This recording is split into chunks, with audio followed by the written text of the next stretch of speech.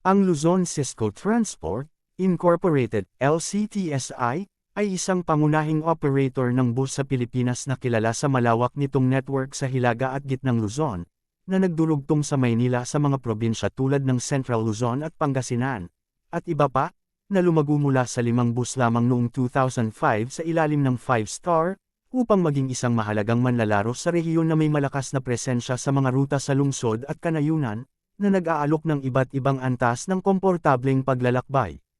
Mga pangunahing milestone at kasaysayan.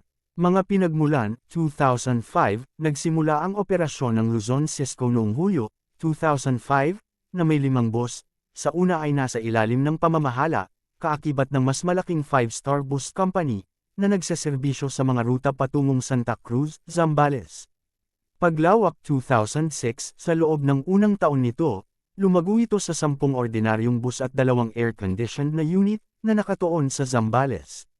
Pagsasama, 2007, ang kumpanya ay opisyal na incorporated noong ika-16 ng Mayo, 2007, na ang pangunahing tanggapan ay nasa Cubao, Quezon City, ayon sa PhilJobNet.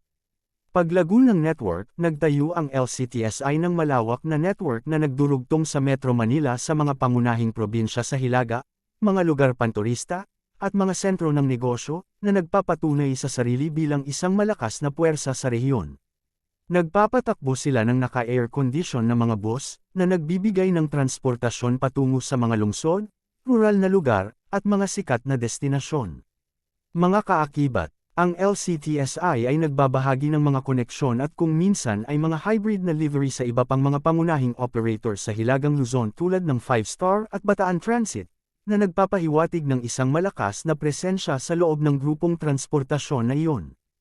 Kung mahilig ka sa mga ganitong content pa-follow na sa aking page, salamat.